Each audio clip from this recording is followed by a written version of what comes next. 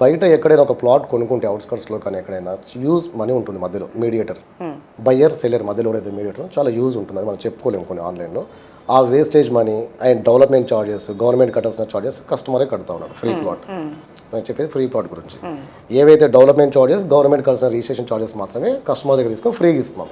It's call free. ఎవరికి ఇస్తున్నానంటే ఎవరైనా తీసుకోవచ్చు, వాళ్ళకు ఉండాల్సిన కెపాసిటీ రిజిస్ట్రేషన్ చేయించుకోవాలి. అది కూడా గిఫ్ట్ డీట్ ఇవ్వట్లేదు, నేను ఫ్రీ ఆఫ్ కాస్ట్లోనే ఇస్తున్నాం. సేల్ డీడ్ ఇస్తాము. ఎక్కడ ఇస్తున్నాం? యాదాద్రి దగ్గర అండి. 10 lakhs rupees per square, 100 square 10 lakhs ఉందంటే 10,000 rupees పర్ స్క్వేర్ అండి. అలాంటి ప్లాట్ నేను మీకు ఓన్లీ 2,11,000కి ఇచ్చాము. మన వరకు అయితే 1.5 lakh వచ్చింది వాళ్ళకి.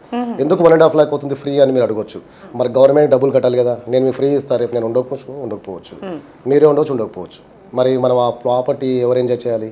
మరి అది లీగల్గా రిజిస్టర్ అవ్వాలి కదా, ఆ రిజిస్ట్రేషన్ చేసుకోవాల్సిన ప్రాసెస్ కదా, ఆ రిజిస్ట్రేషన్ ఛార్జెస్ మీరు పే చేసుకోవాలి. సేమ్ టైం డెవలప్మెంట్ ఛార్జెస్, అక్కడ మనం ఏదైతే ఇన్ఫ్రాస్ట్రక్చర్ డెవలప్ చేస్తామో రోడ్స్ కానీ అది కానీ.